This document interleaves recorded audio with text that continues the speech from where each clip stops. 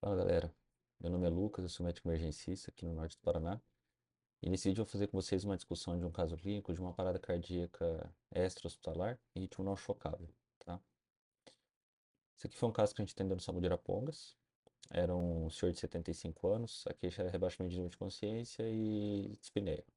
A gente chegou no local, o paciente estava bastante taquidispneico, estava com uma PA de 8,6, uma frequência cardíaca de mais ou menos uns 85, 90. Frequência respiratória dele para cima de 30, HGT cento e pouquinho, normal, temperatura 36 e pouco, e o Glasgow dele estava bem reduzido. Ele tinha abertura ocular da estímulo doloroso, palavras incompreensíveis e retirava o membro à dor. Então ele estava recebendo um Glasgow 9 ali. A gente trouxe a maca, né? Subimos o paciente na maca, estávamos indo já em direção à viatura, quando o paciente ele começou com gasping. Ele fez uma bradiapneia, uma respiração muito irregular, e ali naquele momento provavelmente ele entrou em PCR. Como a gente estava muito próximo da viatura e eu estava com todo o equipamento embarcado, a gente embarcou o paciente primeiro, antes de iniciar as medidas de RCP, e aí logo depois de embarcar, a gente começou o suporte básico de vida, fizemos a monitorização, e eu vou te mostrar agora o eletro que ele apresentou no primeiro momento que eu monitorizei ele. Então, esse aqui é um ritmo QRS largo, não tem onda P, é um ritmo regular, tá? Vou mostrar o vídeo aqui. Então, esse aqui é o eletro do atendimento ali do paciente inicialmente, assim que ele parou, né, na verdade. Praticamente o ritmo de parada dele. Então, você olhando esse ritmo aqui no monitor, o que que você tem vontade de fazer? Pensa bem. A família tinha falado para mim, quando eu estava coletando a história, que ele tinha feito um episódio febril e acho que eu falei para vocês que ele estava sem febre, mentira, ele estava com febre sim, estava ou 38, 38,1 ou 37,9, estava praticamente fazendo febre, tá? E ele estava com barulho de secreção ali na via aérea, provavelmente ele pode ter feito algum grau de broncoaspiração ali. Dá uma pausa agora nesse vídeo, olha bem então para esse eletro e pensa o que que você faria, tá? Depois que você tiver essa resposta, aí você me diz o que que você acha. Bom, o que que eu fiz, tá? Então, primeiro a gente iniciou então a RCP do paciente, tá? A gente primeiro começou com compressão externa, depois a gente colocou o compressor, né, para a gente poder liberar o condutor nosso. E aí o condutor ficou no ambu depois que a gente entubou. Colocamos então o paciente no monitor e eu fiquei ali no, no pé do paciente. Então, orientando ali, né, o enfermeiro que fazia de medicação, como estava a ventilação, e eu ficava também com acesso ali ao monitor, e eu ficava sentindo o pulso também entre a parada ali, para ver como é que estava a compressão, tá? E a eficácia estava muito boa. Inclusive, como o paciente estava monitorizado, ele estava com um esfigmo de pressão intermitente, estava com oxímetro também. Na hora que a gente estava intraparada, né, o esfigmo disparou ali sozinho e ele conseguiu até pegar PA, de tão bom que é a questão da compressão, né? Se você, nesse ritmo aí, nesse caso desse paciente, teve vontade de chocar ele, imaginando que isso aí seja uma TV monomórfica, provavelmente nesse caso você estaria errado, tá? Por quê? Eu vou voltar aqui na foto do eletro, avalia bem aqui, tenta contar a frequência cardíaca. Qualquer coisa você pausa o vídeo. Vou tentar dar um zoom para ver se você consegue enxergar um pouco melhor os quadrados. E você vendo aqui, ó, tem um, dois, três, praticamente quatro quadradões, tá? Que você enxerga nesse paciente. E se a gente fizer então a divisão do número de quadrados pelo eletrocardiograma, pela quantidade de QRS, você vai ter a frequência cardíaca. Então a gente sabe que o eletro ele roda 25 milímetros por segundo, né? Então em 60 segundos ele vai andar 1.500 milímetros. Então basta você dividir 1.500 milímetros pelo número de quadradinhos que tem entre cada QRS e você vai conseguir saber a frequência cardíaca. Como cada quadradão eles são 5 quadradinhos, então se você pegar 300 e dividir pelo número de quadradões, você vai ter a frequência cardíaca. Como ali a gente está em 4, um pouquinho menos que 4 ali, 3,4, 3,4 3 quadradões, 4 quadradinhos, 6 quadradões, 3 quadradinhos, essa frequência ela vai dar entre 75 e 100, que no caso dele ali estava dando mais ou menos 80, tá? E aí você não pode falar que uma frequência cardíaca de 80 é uma taquicardia ventricular. Por mais que ele tenha um ritmo ventricular da linha eletro, né? Porque a taquicardia, por definição, ela precisa ser acima de 100. E, via de regra, as taquicardias ventriculares, elas são acima de 120. Outra coisa, aquele paciente, ele estava com um choque séptico, tá? Ele tinha uma pneumonia broncoaspirativa, um choque séptico de foco pulmonar. E aí, esse paciente, ele parou. Quando você pega um paciente em PCR por choque séptico, você acha que é comum um paciente desse fazer uma fibrilação ventricular? Muito provável, né? Porque a causa da parada dele foi choque. Ou seja, ele está com um problema distributivo, uma ausência de pós-carga, né? Que faz esse derrame de líquido extravascular para o terceiro espaço. E aí a forma correta da gente resolver o problema desse paciente é fazer um pouco de expansão. Um pouco não, fazer bastante expansão de volume, para que a gente consiga gerar perfusão de tecidos, assim também perfusão da coronária, e esse paciente ele reorganiza o ritmo cardíaco, tá? Mas então o que que é esse ritmo que você enxerga que é um ritmo ventricular, porque o QRS é largo, tá? Com ausência de onda P, só que está nessa frequência mais baixa. Bom, então esse tipo de ritmo que a gente controla sem onda P com QRS largo, ele é chamado de ritmo idioventricular. Ritmo idioventricular, ídio significa próprio de. Então, idioventricular é próprio do ventrículo. Tá? O ventrículo não é uma célula cardíaca que deveria comandar. Quem comanda o batimento cardíaco é o nó sinusal. E por esse paciente não ter onda P, a gente deve imaginar que esse paciente ele não tem um ritmo sinusal. Né? Então, quem está comandando é o ventrículo.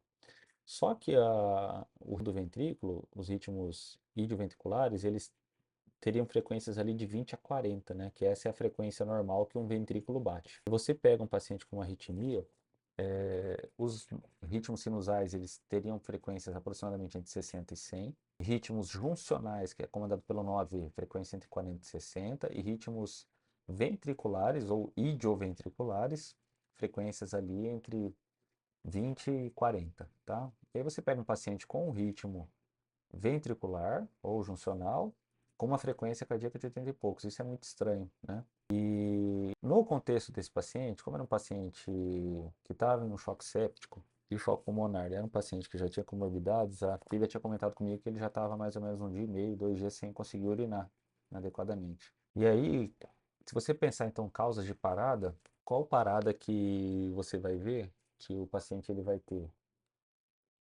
QRS largo, sem onda P, praticamente junto com onda T. Esse eletro aqui, ele é provavelmente uma, tá? E a onda sinusoidal, ela é característica da. Então, a hipercalemia, ela atrapalha então o influxo de sódio pelos canais de sódio voltagem dependente, né? Quando a gente pega a imagem daquele potencial de despolarização de um miócito, a gente tem as células que elas são pacemakers e as células que não são não miócitos não pacemakers, tá? Quando você pega uma célula de contração, que não é uma célula de condução, essas não pacemakers, elas vão ter aquele aspecto de desenho que você tem uma despolarização negativa e aí ele tem um influxo rápido de sódio. Então ele faz aquela curva rápida, ela faz um platôzinho e mantém assim como se fosse um parâmetro de ventilação mecânica até ele cair, muito próximo daquela curva de ventilação mecânica. Para esse canal de sódio de influxo rápido ele abrir, ele precisa estar com potencial de ação de mais ou menos 90. E se você jogar muito potássio para fora, isso aí atrapalha o influxo de potássio, o influxo de sódio, porque esse canal ele é dependente de voltagem. Então, se a voltagem estiver em menos 60, menos 70, menos 50, muitas vezes esse canal não abre e esse miócito ele não despolariza. E para poder compensar esse fator, as células ventriculares, elas têm um transportador de proteção, de resgate contra influxo de potássio, na qual o potássio entrando, ele acaba jogando esse potássio de volta para fora, tá? Como o ventrículo ele tem um pouco mais desses canais de defesa do que o sódio, ele ainda consegue fazer o ventrículo contrair mais ou menos capenga, tá? Agora, o átrio ele não tem tanto essa capacidade.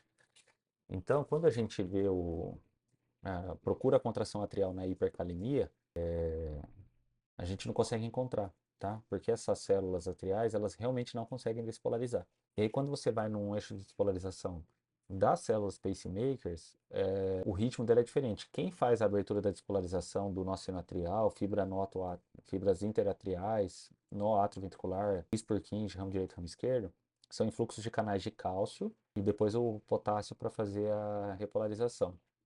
Então, esses canais de cálcio, eles não são tão dependentes da hipercalemia, então eles continuam conseguindo despolarizar. Então, esse paciente, provavelmente, ele está se encontrando dentro de um ritmo sinoventricular. E o que significa isso? Que o nó sinusal está funcionando, ele mantém o estímulo, ele desce pelas fibras interatriais, chega no nó AV, só que qual que é o problema? Na hora que chega no nó AV, o nó AV passa, conduz e faz a despolarização ventricular. Só que as fibras interatriais elas não conseguem contrair os miócitos atriais. Agora, as células de His-Purkinje e His, exatamente por causa daqueles canais de potássio protetores contra a hipercalemia, que faz um efluxo de potássio quando um influxo de potássio, né, quando tem muito potássio para fora, eles ainda conseguem contrair o ventrículo mais porcamente. Agora, no ato, isso a gente não vai acontecer.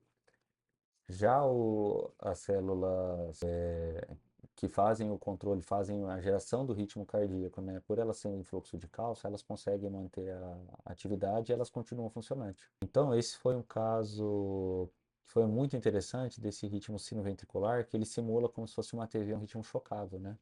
E por que que eu sei que ele funcionou e que provavelmente era isso? Porque como eu imaginei que esse paciente poderia ter uma hipercalemia, porque ele teria uma causa reversível de parada, era um paciente que estava em anudo, estava com QRS alargado, com uma onda de padrão sinusoidal, eu fiz teste terapêutico com gluconato de cálcio, fiz 2 ampolas. Esse paciente, no primeiro ciclo pós-gluconato de cálcio, ele voltou. Ele ficou 6 minutos com retorno da circulação espontânea, tentando estabilizar. Depois esse paciente, enquanto ele voltou, né, o QRS dele encurtou, que o gluconato de cálcio ele estabiliza a membrana para a contração do miócito. Depois o paciente parou de novo depois de 5 minutos. Foi repetido o gluconato de cálcio. Esse paciente voltou novamente. E aí, depois de 5, 6 minutos, também ele acabou parando de novo. A gente não tinha solução de troca dentro da viatura, né? Porque como a insulina a gente precisa deixar ela dentro da geladeira, você não tem uma geladeira dentro da VTR, né?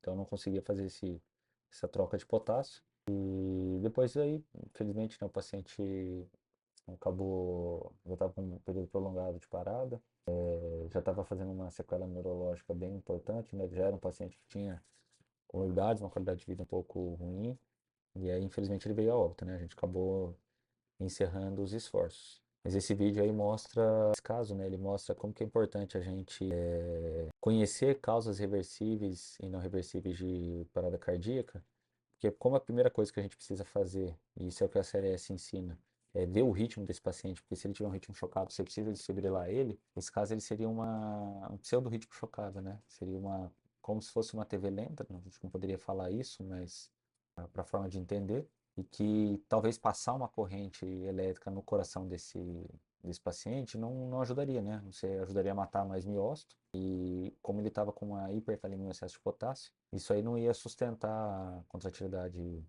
cardíaca dele, e provavelmente ele nem teria voltado, né? Se você pegar um caso parecido em PCR, sempre se lembra que o QRS larga ele está muito fortemente relacionado aí com a hipercalemia. Se atente bastante à questão da frequência cardíaca, né, para não desfibrilar um paciente que tem ritmo juncional, porque isso não vai ajudar. E às vezes o próximo paciente pode ser que dê certo, né, e você pode ajudar a salvar a vida de uma pessoa aí que chegou nesse tipo de situação. Beleza? Um abraço, até semana que vem. Valeu.